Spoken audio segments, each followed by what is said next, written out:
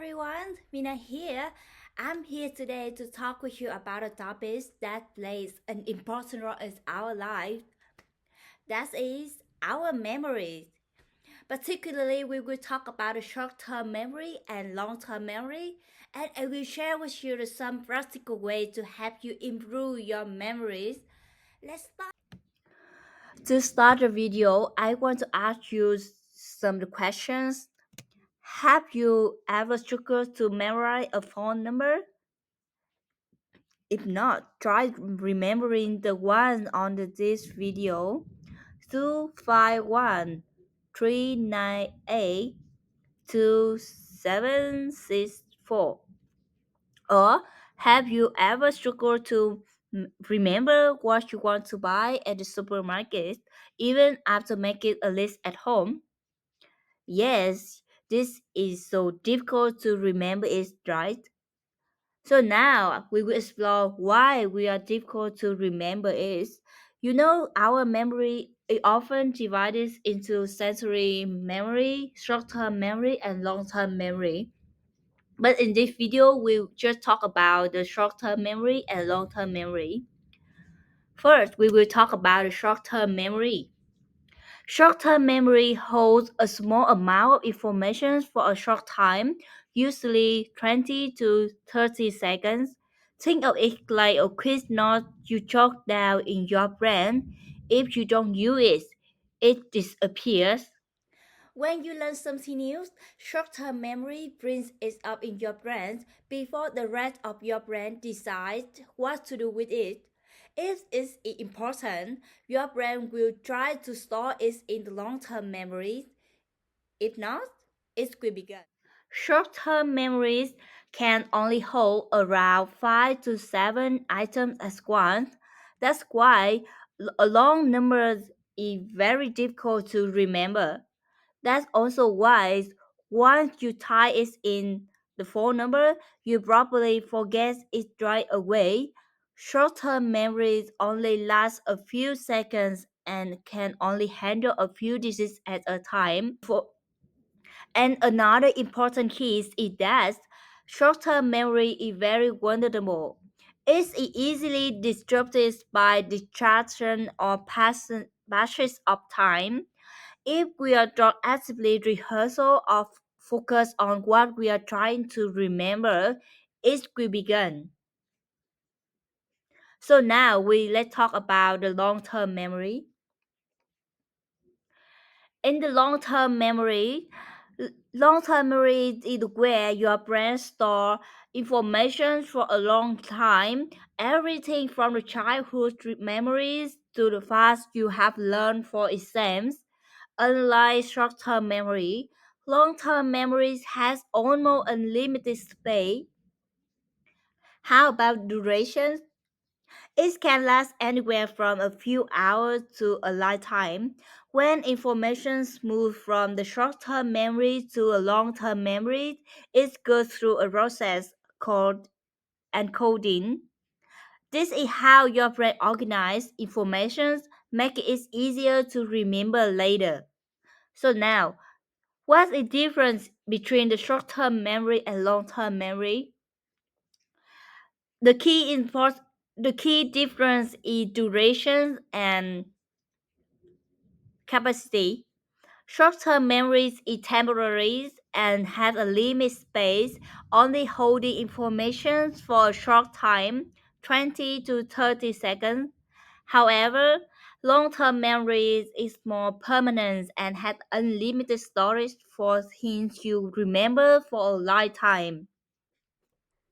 So, moving information from the short-term memory to a long-term memory is very important.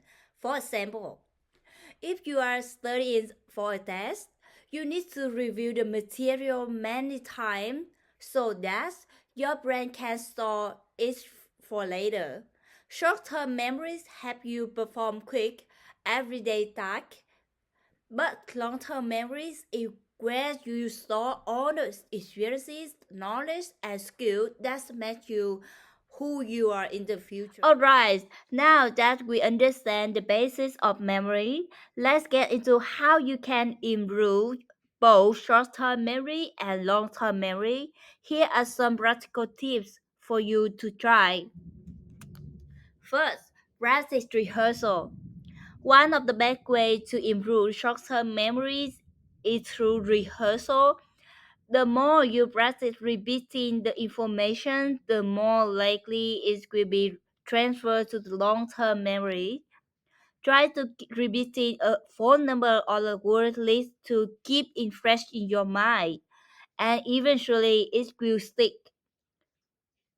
So that you can remember the list of what you have to buy at the supermarket. You can repeat it many times until it's stored in your long-term memory, so you will always remember it. Another strategy is chunking. It's the idea of grouping information into smaller, more manageable units. This is why phone numbers are broken up into chunks. Your brain can handle information better when it is small, meaningful pieces. For example, now we try to group information about the phone number in the first slide: 251 398 2764.